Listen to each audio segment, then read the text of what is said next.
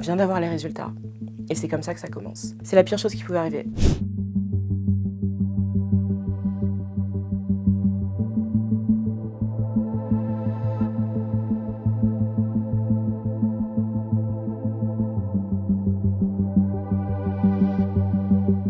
Je suis une créatrice de contenu, j'aime bien dire, qui ouvre sa bouche, parce que j'aime parler un peu de tout. Ça peut autant être des sujets très pop culture comme très engagés. Moi, je sais que sur mes réseaux, je suis hyper joviale, j'essaie d'être le plus souriante possible, mais j'ai énormément de mal ce temps-ci, parce qu'il y a toute la réalité qui fait très peur avec la montée de l'extrême droite. Depuis les résultats des européennes, c'est le cataclysme, c'est l'hécatombe. Le soir même des résultats, j'ouvre un live sur TikTok pour juste discuter avec mes abonnés. On était à peu près 300, 350 sur le live.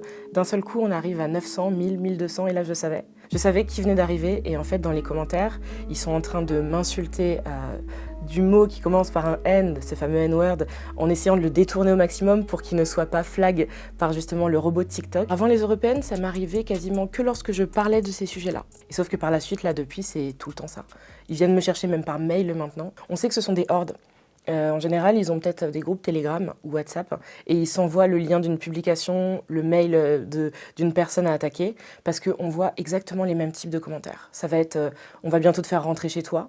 Bon, d'accord, mais je suis née dans le 95, donc il n'y a pas de souci, je vais juste prendre un petit RER. Puis après, qui vont m'insulter physiquement, bien sûr, parce qu'en tant que femme plus size, ils savent qu'il y a peut-être un truc à aller piquer. Qui vont aussi, pour beaucoup, comprendre dans mes contenus que j'ai un papa blanc et une maman noire, et donc me ramener au fait que ma maman voulait très sûrement les papiers. C'est des choses qui sont hyper folles, qu'ils ont de plus en plus ce sentiment de puissance, d'impunité. Si là, ça se passe maintenant, et qui passe aux législatives, qu'est-ce qui va se passer derrière? Quel comportement on va excuser?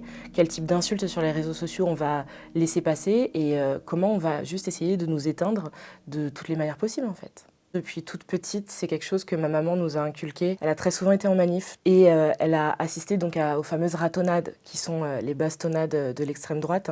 Ces appels qui se font en groupe sur leur réseau pour débarquer dans les manifs des groupes en noir comme le CRAN. Ces gens-là vont avoir le sentiment d'avoir le droit de tout faire et de tout dire si jamais un jour ils ont le pouvoir. Et c'est quelque chose que je ressens beaucoup maintenant. Ouais.